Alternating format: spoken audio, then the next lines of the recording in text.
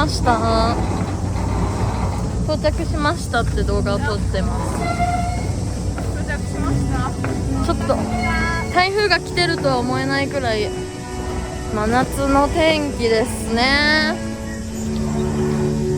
今から意味わかんない民宿に向かいます。あ、なんかこれは一つ目のオブジェ。正解、名前つけて。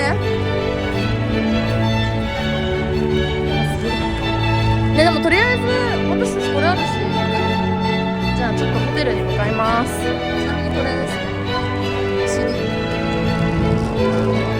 はいはい。そうですね。これは確かに映っていいのに。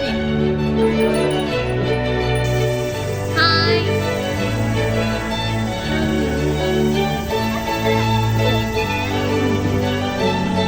はい、瀬田さんすぐやってることないから。直島マップ。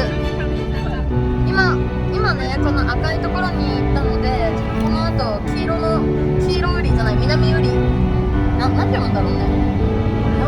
スイカじゃないんだろう。行きたいと思います。確かにスイカは西だったね。西だった。に行きます。さっきまでチャリを漕いでたんですけどね。